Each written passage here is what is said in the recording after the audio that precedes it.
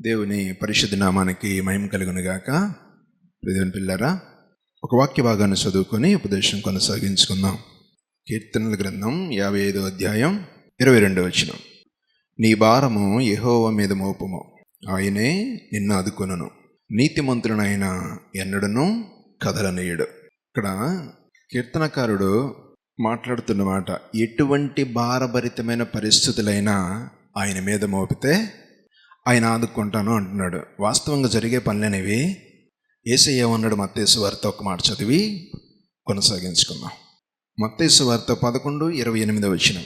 ప్రయాసపడి భారం మోసుకొని పోవచ్చున్న సమస్త జనులారా నా యొద్దకు రండి, నేను మీకు విశ్రాంతి కలగజేతును. కీర్తనకారుడేమో భారము యెహోవా మీద వేయండి అంటున్నాడు. యేసయ్య సమస్త మానవాళికి కూడా ఒక పిలుపిచ్చాడు. ప్రయాసపడి నువ్వు ఏ భారం మోస్తున్నావో రా నా యొద్దకి, నేను విశ్రాంతి కలగజేస్తానంటున్నాడు. స్తోత్రం చెప్దామా? హల్లెలూయా, హల్లెలూయా. విడిపించగలిగినోడు, భారము తొలగించగలిగినోడు, నడిపించగలిగినవాడు ఆయన కలిగి ఉన్న మనం. దేవుని పిల్లరా, ఎవరి మీద వేస్తున్నా మన భారం, ఎవరు తీర్చాలనుకుని ఆశపడుతున్నా ఆయన వద్దకు వచ్చి ఆయన మీద వేయకపోతే ఈ భారం తొలగించేదేవుడు.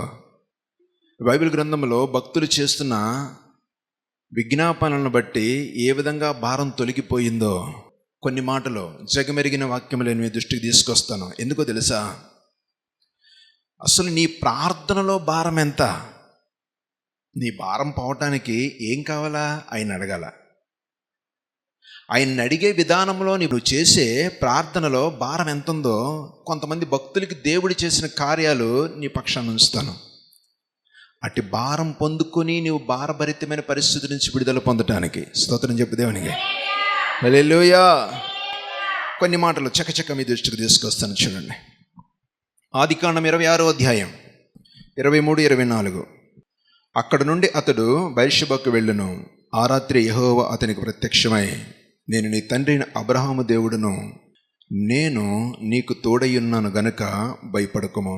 హల్లెలూయా. బిడ్డలారా, గమనించండి. ఎన్నో ఇబ్బందికరమైన పరిస్థితుల పట్ల ఎంతో మందితో గొడవలకు వస్తున్నా సరే, తన మీద జగడమాడతానికి వస్తున్నా సరే, ఇస్సాకు మారు మాట్లాడక దేవుని మీద భారం వేసి ఒక బావి తర్వాత ఒక బావి తవ్వుకుంటూ వెళ్ళాడు తప్ప, ఇది నాది, ఇది మేము కష్టపడి తవ్వుకున్నాం అని జగడమాడే ప్రయత్నంలో లేడు. ఆ లేని పరిస్థితులను బట్టి సర్వశక్తివంతుడైన దేవుడు ఆ జగడాన్ని వారికి కొంచెం ఎడమ కలగ చేసి దీవెనకరమైన పరిస్థితులు కలగ చేసిన తర్వాత ఇస్సాకు అక్కడి నుండి అతడు బెర్షెబాకు వెళ్ళును. ఆ రాత్రే యెహోవా అతనికి ప్రత్యక్షమై, స్తోత్రం చెప్పండి దేవునికి. హల్లెలూయా. ఇంతకీ ఆయన భారం ఏంటి? ప్రభువా, ఇన్ని రకములుగా నన్ను ఇబ్బందికరమైన పరిస్థితుల్లోకి నెట్టేస్తున్నారు, అయినా సరే నువ్వు నాకు తోడున్నావని నడుస్తున్నాను. ఆ నడుస్తున్న క్రమంలో ఇంకా ఆయన మనసులో ఏదో భారం, భయం. ఆ భయాన్ని తీర్చగలిగిన తండ్రి నాకు తోడై ఉన్నాడని ఆయన్ను అడుగుతున్నాడు. ఆ భారం ఏదైతే ఉందో ఆయన మీద వేస్తున్నాడు. వేసే విధానంలో దేవుడే ప్రత్యక్షమయ్యే విధానంలో ఆయన భక్తి జీవితం కొనసాగుతుంది. కనీసం మనం ప్రార్థన చేస్తే మేఘం కూడా కనబడదు. ఆయన పాదాల కింద ఉండే మేఘం అన్నా కనబడద్దా? నీ ప్రార్థనలో ఎట్టి భారం ఉండాలో దేవుడు మాట్లాడుతున్నమాట. భారం ఆయన మీద వేస్తున్నావు, నీలో ఏ భారం ఉంది? ఆ రాత్రి అక్కడి నుంచి వెళ్ళిపోయి ఏం చేసి ఉంటాడు? ఆయన ప్రార్థన చేస్తున్నాడు. లేకపోతే దేవుడు ప్రత్యక్షం అవుతాడా? ప్రత్యక్షమై ఏం మాట్లాడతాడు ఆయనతో? నీ తండ్రి అబ్రహాము దేవుడును, నేను నీకు తోడై ఉన్నాను కనుక భయపడకుమో. స్తోత్రం చెప్పు దేవునికి. భయపడకుమో అని దేవుడు ఆయనతో మాట్లాడుతున్నాడంటే, ఆయన ప్రార్థనలో భారము కలిగి ప్రార్థన చేస్తూ దేన్ని బట్టి ప్రార్థన చేస్తున్నాడు? అయ్యో నాకు భయం వేస్తుంది ప్రభువా. శత్రు ఎంత తెగబడుతున్నాడో, నువ్వు ఎంత ఆదుకుంటున్నావో నిజమే, ఇంకా నాకు భయంగా ఉంది. ఈ భారభరితమైన పరిస్థితిని తప్పించేది నీవే, నా భయాన్ని తొలగించేవాడు నీవే. ఆ రాత్రి ఏం చేశాడు? ఆయన ప్రత్యక్షవాడని ప్రార్థన చేస్తున్నాడు. మారు మాట్లాడకుండా సర్వోన్నతమైన దేవుని ప్రత్యక్షతను చూస్తూ దేవుడు అంటున్న మాట, భయపడద్దు ఇస్సాకు, నేనున్నా. హల్లెలూయా, హల్లెలూయా. నీకొచ్చే ప్రతి పరిస్థితి నుంచి విడిపించగలిగిన దేవుడు నీ భారభరితమైన పరిస్థితులు, నీ కుటుంబమా, నీ బిడ్డల పట్ల, నీ వ్యాపారం పట్ల, చుట్టుపక్కల ఉన్న ప్రాంతాల పట్ల వ్యతిరేకతలో నువ్వు ఎదురవుతున్న పరిస్థితులను బట్టి నువ్వు కలిగి ఉండవలసిన భారం ఏంటో తెలుసా? ఆయనకి చెప్పే విధానం. ఆయనకి చెప్పే విధానంలో నీ భారం ఉండాలి. యేసుబాబు భారం ఎంత? తన చెమట రక్తముగా చిందే నేల మీద పడిన భారం. వచ్చిన మాటలు 4 చెప్పుకొని హల్లెలూయా స్తోత్రం అని వెళ్ళిపోవటమా? కాదు బిడ్డలారా, ఆయన కలిగి ఉండే విధానంలో భారభరితమైన ప్రార్థనాత్మతో నీ సిలువని మోసే కృపను దయచేయమయ్యా. అవునా? మోస్తున్నావా ఆయన సిలువ? ఆయన గాయాలు మాటి మాటికి రేపుతున్నావా, మోస్తున్నావా? సిలువను మోయటం అంటే యేసుని కనపరచటమే. యేసుని కనపరచడం అంటే అంతటి సాత్వికములోనికి నువ్వు రావటమే. ఇక్కడ ఇస్సాకు ఒక వ్యక్తిని చూసి దేశం భయపడింది, కానీ తన భయం ఏంటి? నా తండ్రి నాకు తోడు కావాలి. స్తోత్రం చెప్పండి దేవుని. తనకు కలిగిన ప్రతి ఇబ్బందికరమైన పరిస్థితి నుంచి తప్పించగలిగిన సర్వోన్నతుడైన దేవుని నేను నీడలో ఉన్నాను అని తనకు జరుగుతున్న ప్రతి వ్యతిరేకతను దేవుని పాదాల దగ్గర ఉంచడానికి భారభరితమైన ప్రార్థన. ఆ రాత్రి ఆయన కలిగిన పరిస్థితులను బట్టి భయపడొద్దు ఇస్సాకు. ఆయన అడిగే విధానంలో ఎవరిని చూసి భయపడుతున్నాడో అదే రాజు వచ్చి, అయ్యా మా మీద నీ కోపం ఉంచగా, నీకు దేవుడు తోడై ఉన్నాడు మేము చూసాం. ఒక రాజు ఒక మనిషితో వచ్చి మాట్లాడుతున్నాడు, మా నుంచి కొంచెం దూరంగా ఉండయ్యా, మనం ఇక్కడే సమాధాన పడదాం. దేవుడు కలగ చేసుకుంటే భారం అట్ట తొలగిపోద్ది. స్తోత్రం చెప్దామని. హల్లెలూయా. అందుకని నీ భారం ఆయన మీదే, కానీ భారభరితమైన ప్రార్థన నీలో ఉండాలి. ఇంకొక సందర్భాన్ని దృష్టికి తీసుకొస్తాను చూడండి. ఆదికాండం 32వ అధ్యాయం 24-25. యాకోబు ఒక్కడు మిగిలిపోయెను, ఒకడు నరుడు తెల్లవారు వరకు అతనితో పెనుగులాడెను. తాను అతనిని గెలవకుండుట చూసి తొడగూటి మీద అతన్ని కొట్టెను. అప్పుడు అతడు ఆయనతో పెనుగులాడుట వలన యాకోబు తొడ గూడు వలసెను. ఆయన తెల్లవారుచున్నది గనుక నన్ను పోనిమ్మని అతడు, నీవు నన్ను ఆశీర్వదించితేనే గాని నిన్ను పోనివ్వను అనెను. ఎన్ని సందర్భాల్లో ఈ దృష్టికి తీసుకొచ్చాను ఈ మాట. ఒక కుటుంబంతో ప్రయాణిస్తున్న యాకోబు చిన్న చిన్న పిల్లలను పట్టుకొని దేవుడి రమ్మన్న పిలుపు నిమిత్తమే నడుస్తున్న క్రమంలో తన మీదకు వస్తున్న శత్రువు వెనక బంధువులే, ఎదరా అన్న శత్రువులతో వస్తున్నాడు. చంపేద్దామని ఆలోచన కలిగి వస్తుంటే వారందరిని పంపించి ఎబ్బోకు రేవు దగ్గర ఒక్కడిగా మిగిలిపోయి, స్తోత్రం చెప్పండి దేవునికి. హల్లెలూయా. ఏం చేస్తున్నాడు? పెనుగులాడుతున్నాడు. దేవుణ్ణి పట్టుకొని అడుగుతున్నాడు. ఒక్కడిగా మిగిలిపోయి రాత్రంతా ఒకే మాట, నన్ను దీవించు ప్రభువా, నన్ను విడిపించేది నీవే. సమస్తాన్ని విడిచిపెట్టి ఆస్తిని వదిలేశాడు, కుటుంబాన్ని విడిచిపెట్టాడు, చిన్న పిల్లలు ఎవరిని పట్టించుకోలే. ఎందుకని? ఇవన్నీ ఆయన చేతి కింద ఉంటాయి. నువ్వు పట్టుకోవాల్సింది ఎవరి పాదాలు? ఆయనే. మనం ఎవరి పట్టుకుంటాం? నీ ప్రార్థనా జీవితం దినం మొదలుకొని ఎవరి మీద ఆధారపడి నీ భారాన్ని ఎవరి మీద వేసి నీ జీవితాన్ని కొనసాగిస్తున్నా? దినము కలగవలసిన ప్రతి గడి ఆయన చేతుల్లో ఉంటుంది. ఆయనకు అప్పగించుకుని నీ జీవితాన్ని కొనసాగించే విధానంలో ఏదైతే నీ భారమై ఉందో, తట్టుకోలేని పరిస్థితుల్లో ఉన్నావో ఆయన మీద వేయటానికి నువ్వు భారము కలిగిన ప్రార్థన హృదయంతో ఉండాలి. నీ సిలువను మోస్తున్నానయ్యా, నిన్ను కనబరుస్తున్నాను ప్రభువా అనే సాక్ష్యం కలిగిన స్థితిలో నీ ప్రార్థనా జీవితం కొనసాగాలి. ఊరికనే బైబిల్ సంకనెట్టుకు వచ్చేసాం కదా, చర్చికి వెళ్ళాం కదా, పాస్ గారు వాక్యం చెప్పాడు కదా, విన్నాంగా, మళ్ళీ మనం వచ్చి మన ఇష్టం మనదే. కుదరదా? యేసయ్య దగ్గర నువ్వు ఎంత భారభరితముగా ఆయన పట్టుకోగలుగుతావా? కన్నీటితో అడుగుతున్నాడు, తెల్లవార్లు పెనుగులు అడుగుతున్నాడు. చిచ్చే అని తొడగూడు పట్టుకుని సలిపేశాడు. అంతే, నరం చెదిరిపోయింది యాకోబుది. అయినా నేను విడిచిపెట్టినాయా? బిడ్డలు గమనించండి, నీ భారాన్ని ఆయన తీర్చడానికి నీ ప్రార్థన, నీ భారం ఎంత ఆయనతో మాట్లాడుతున్నా, ఆయనకు అప్పగిస్తున్నా. ఆదివారం గంట, శుక్రవారం 1 గంట, అనుదినం చాలా జాగ్రత్త. నీ భారాన్ని తొలగించేది ఆయనే, కానీ నీ భారం తొలగించడానికి ఆయన్ని కలిగి ఉండే ఆత్మ భారం ఎంత? నిన్ను ఆశీర్వదిస్తున్నాను. నిన్ను ఆశీర్వదిస్తున్నాను అన్నాడు అంతే. మరి అటువంటి కృప అనుగ్రహించగలిగిన దేవుని పక్షాన మనం ఎందుకు పొందుకోలేకపోతున్నాం? జీవము కలిగిన దేవుడు నీతో మాట్లాడి సమస్తాన్ని తొలగించగలిగిన హక్కు ఆయన కొందరు బిడ్డ. కానీ మనం బ్రతుకుతున్న బ్రతుకులో ఆయనకి ఎంత సమయాన్ని కేటాయించి అడుగుతున్నా?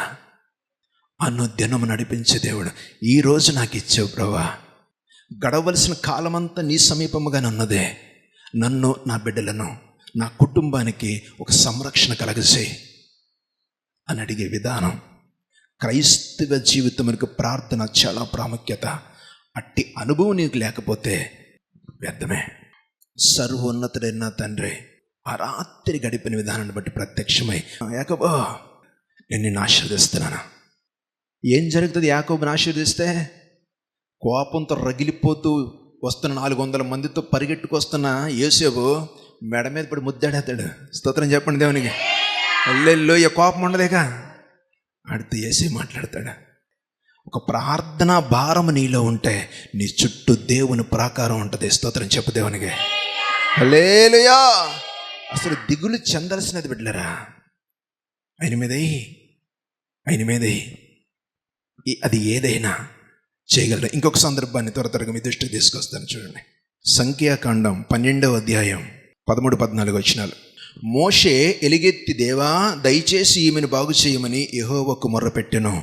అప్పుడు యెహోవా మోషేతో, ఆమె తండ్రి ఆమె ముఖము మీద ఉమ్మి వేసిన ఎడల ఆమె 7 దినములు సిగ్గుపడును కదా, ఆమె పాళెము వెలుపుల 7 దినములు ప్రత్యేకముగా ఉండవలను, తరువాత ఆమెను చేర్చుకొనవలను. స్తోత్రం చెప్పండి. ఏమని అడుగుతున్నాడు? మోషే ఎలుగెత్తి, దేవా దయచేసి ఈమెను బాగు చేయమో. ఎలుగెత్తి ఏం చేస్తున్నాడు? అడుగుతున్నాడు. ఏం చేస్తున్నాడు? ప్రార్థన చేస్తున్నాడు. ఎంత భారంభరితమైన ప్రార్థన! తన సహోదరి సగం కుళ్ళిపోయింది, మిరియాము కుష్టుతో ఉండిపోయింది. అయ్యో అని అడుగుతున్నాడు. క్షమించయ్యా. అడుగుతున్న విధానాన్ని బట్టి సర్వోన్నతుడైన దేవుడు, కరుణ కలిగిన నా తండ్రి, ఒక 7 రోజుల్లో స్వస్థత దొరుకుతుందిలే, పాళెం బయట నుంచి. ఆయన ఉగ్రతని వెనక్కి తీసుకున్నాడు. ఎందుకు వచ్చింది ఆ పరిస్థితి?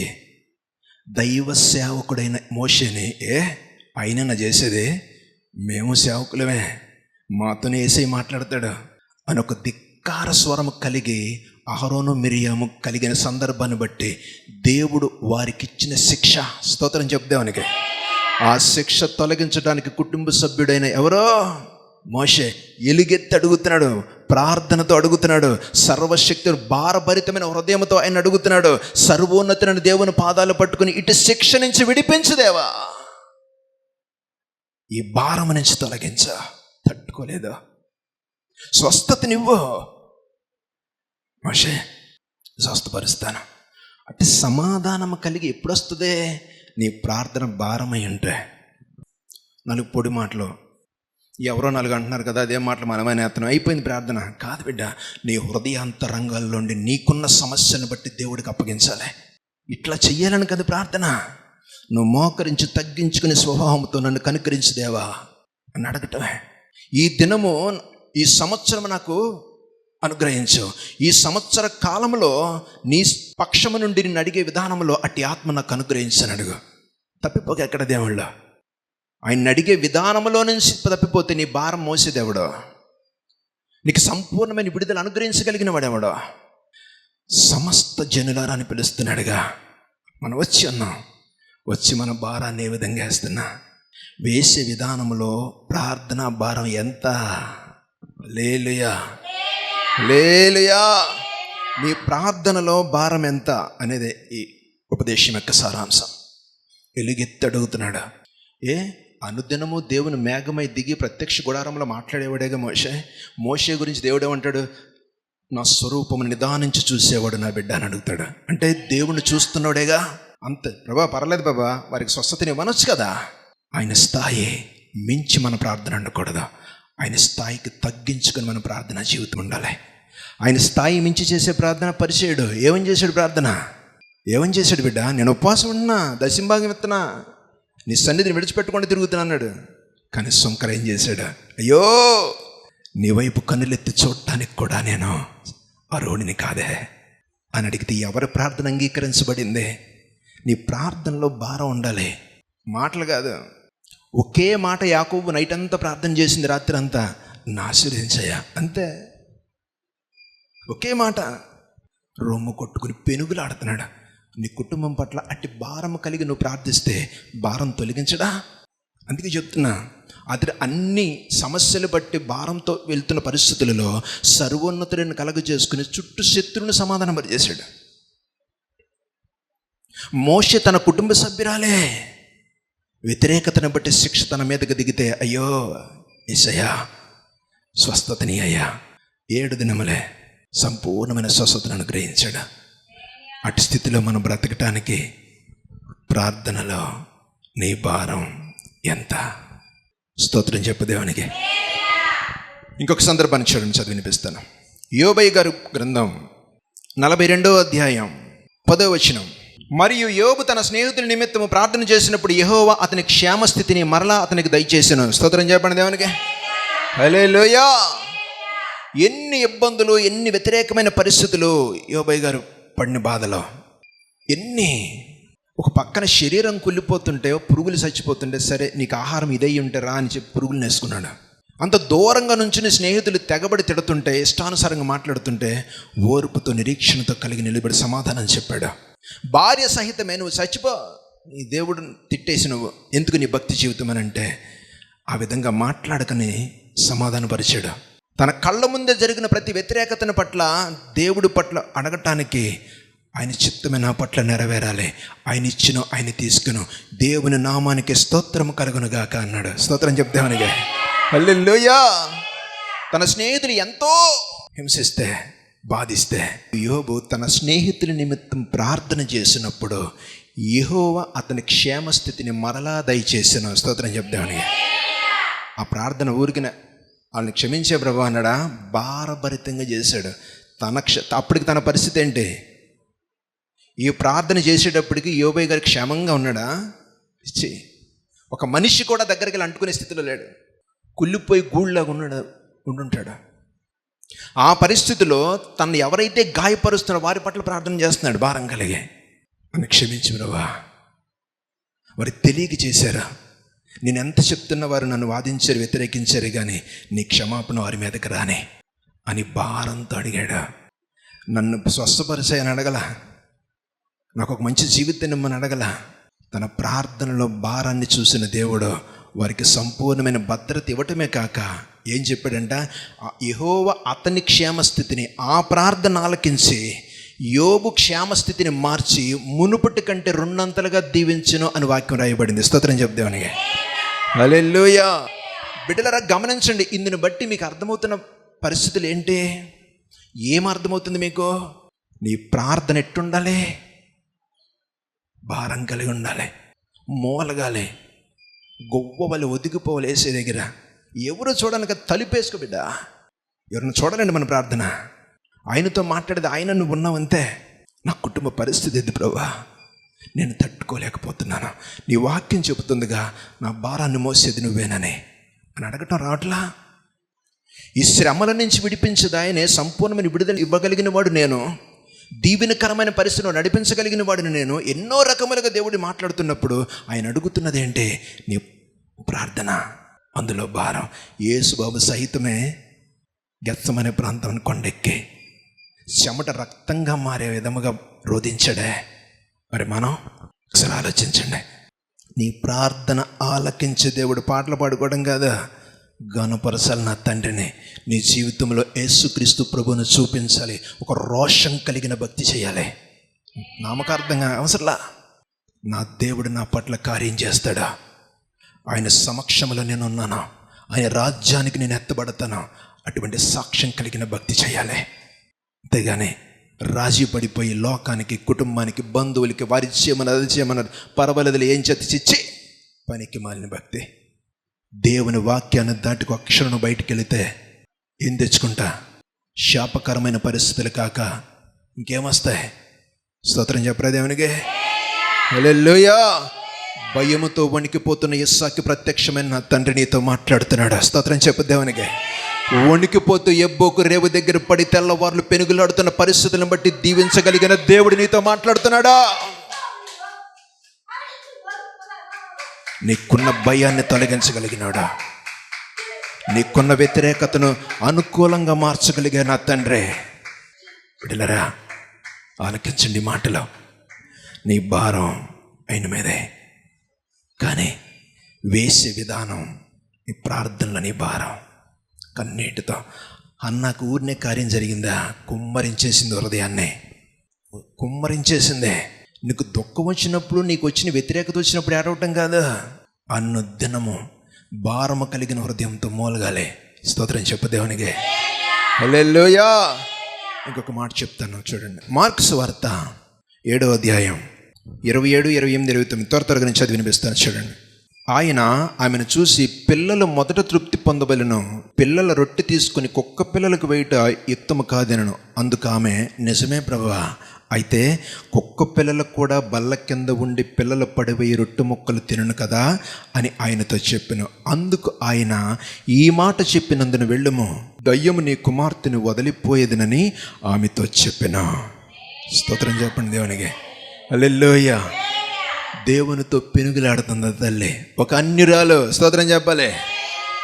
ఒక గ్రీక్స్ దేశస్థురాలు, ఒక అన్యురాలు దేవుణ్ణి అడుగుతున్న విధానం. దేవుడు అంటాడు, నా పిల్లలకు కానీ మీకు కాదు కదా, మొదట పిల్లల తృప్తి పడాలి కదా. స్తోత్రం చెప్పాలి దేవునికి. అవును ప్రభువా, కానీ ఆ పిల్లలు తిన్న రొట్టె ముక్కలు కుక్క పిల్లలు తినట యుక్తమే కదా. స్తోత్రం చెప్పరే బిడ్డలారా. ఒకనొక సందర్భంలో దేవుని దీవెనకరమైన పరిస్థితి నీకు ఇంకా ఆలస్యం అవుతున్నాయేమో, విడిచిపెట్టుకో, ఆయన్ని విడిచిపెట్టుకో. ధిక్కరించబడుతున్నావే, నీ స్వభావం మార్చుకోలేక నీలో కార్యం జరుగుతూ ఆలస్యం అవుతుందేమో, ఆయన్ని విడిచిపెట్టువాగా. ఒక అన్యురాలైన ఆ తల్లి విడిచిపెట్టలే దేవుణ్ణి. ఇచ్చి నీకు కాదువే, నువ్వు వెళ్ళిపో, కుక్క పిల్లలకి ఇటువంటి, నా పిల్లలకి ఈ ఆశీర్వాదాలను కర్తలో అని దేవుడు చెప్తే, అయ్యా ఒప్పుకుంటుంది, నేను అట్టి దానికి అరువరాలనే, కానీ నువ్వు నన్ను దీవించాలి, నీ వల్ల జరుగుతుంది అని ఎప్పుడైతే తగ్గించుకొని ఒప్పుకొని ఆమె అడుగుతుందో ఆ మాట, అందుకు ఆయన ఈ మాట చెప్పినందున వెళ్ళుమో. నీ భక్తి జీవితం ఆ స్థాయిలో ఉండాలి.